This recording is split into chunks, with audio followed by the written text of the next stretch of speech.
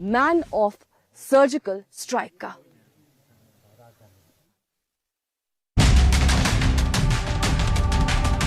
तस्वीरें जड़ कर देने वाली, खबर मस्तिष्क को शून्य में धकेल देने वाली।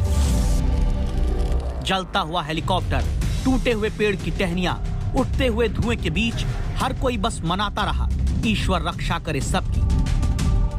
लेकिन शाम तक सारी उम्मीदों ने दम तोड़ दिया। खो दिया देश ने अपना वो राष्ट्र सेनानी जिसने आतंकी भेजने वाले पाकिस्तान को उसकी हर हरकत की दुर्गति हासिल करने के लिए तैयार रहने को कहा। Any threat develop along the northern borders, Pakistan could take advantage of that and create some trouble for us on the northern borders, and therefore we have taken adequate precautions to ensure that any such misadventure by Pakistan is thwarted and they are not able to succeed in their mission, but in fact they may suffer heavy losses should they attempt any misadventure. अस्त हो गया वो सूर्य हादसों के बादलों के बीच जो सिर्फ सरहद के जवानों में ही नहीं, देश के हर मोर्चे पर नौजवानों में राष्ट्र प्रेम का जुनून पैदा करते रहे। बुंदेले हरबोलों के मुख हमने सुनी कहानी थी, खूब लड़ी मर्दानी, वो तो झांसी की रानी थी।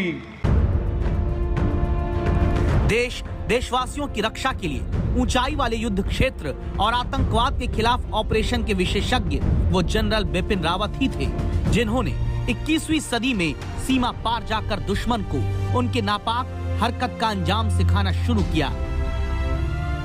आतंकवादी होते हैं वो अपनी रणनीति बदलते रहते हैं और हमको उनसे आगे चलकर कार्रवाई करनी होती है। तो हमको भी जो अपनी रणनीति है उनकी रणनीति को मद्देनजर रखते हुए और ये ध्यान में रखते हुए कि वो आगे की कार्रवाई किस प्रकार से करेंगे, अगर हम उनसे 2 कदम आगे रहे तो हमें सफलता मिलती रहेगी।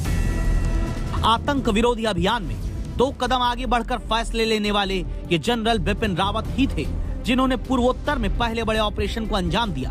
बात जून 2015 की है। मणिपुर में आतंकी हमले में 18 जवान शहीद हो गए थे।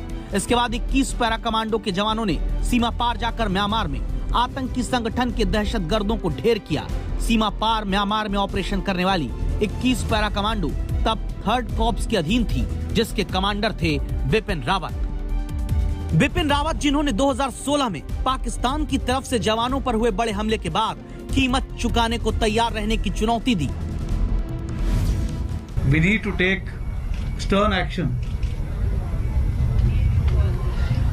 to avenge the kind of barbarism that terrorists and the Pakistan army has been carrying out against our soldiers. That yes, it is time to give it back to them in the same coin. चुनौती देने के बाद वो वक्त भी आया जब भारतीय सेना के जवानों ने पाकिस्तान में घुसकर आतंकियों को उनके आतंक का जवाब दिया। जनरल बिपिन रावत के उपसेना प्रमुख बनने के 1 महीने के भीतर ही भारत ने सर्जिकल स्ट्राइक को अंजाम दिया। भारतीय सेना ने 29 सितंबर 2016 को पीओके में सर्जिकल स्ट्राइक की कई आतंकी शिविरों को नष्ट किया। मैन ऑफ सर्जिकल स्ट्राइक को देश ने खोया है। मातृभूमि के उस रक्षक को काल के क्रूर हाथों ने छीना जो हमेशा हंसते हुए सीमा के पास खड़े होकर आतंकवादियों के काल बनते रहे, कहते रहे आतंकवादियों को गैस करने दीजिए, भारत के जवान कहां से आएंगे। सर्जिकल स्ट्राइक्स का जो सवाल है वो सिर्फ ये था कि सरहद पार जाके जो आतंकी के जो बेसेस हैं उनको हमला करना था और वहाँ पे जो आतंकी मौजूद हैं उनको नष्ट करना था। इसके कई तरीके हैं, ये तो हमने सिर्फ एक तरीका अपनाया है। इससे पहले भी काफ़ी विचार विमर्श हुआ था कि किस तरीके से हम कार्रवाई को करें, लेकिन हमने उस वक्त सोचा कि ये सही कार्रवाई है, लेकिन हमारे पास अन्य तौर तरीके भी हैं। तो ये जरूरी नहीं है कि हर बार सर्जिकल स्ट्राइक ही की जाएगी।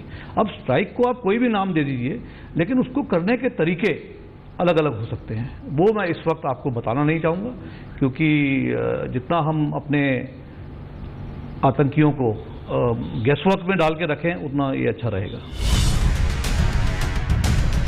आतंकवाद ने जब भी पाकिस्तान की तरफ से मुंह उठाने की कोशिश की, सैन्य अधिकारी रहते, उप सेना प्रमुख रहते, सेना प्रमुख रहते और फिर देश के सबसे शक्तिशाली सैन्य कमांडर बनने तक हमेशा जनरल बिपिन रावत आतंकवाद को खत्म करने के लिए 2 कदम आगे रहने की बात करते रहे। अगर आप इस तरह की कार्रवाई करेंगे तो हम अपनी हवाई शक्ति को भी इस्तेमाल करने में नहीं कतराएंगे। सर्जिकल स्ट्राइक तो केवल टेररिस्ट कैंप्स को विफल करने के लिए किया गया था, लेकिन अगर उनके सहयोगी जो कि पाकिस्तानी सेना है अगर लगातार आतंकवादियों को सहयोग देती रही तो हम किसी और प्रकार की कार्रवाई करने पे भी हिचकिचाएंगे नहीं।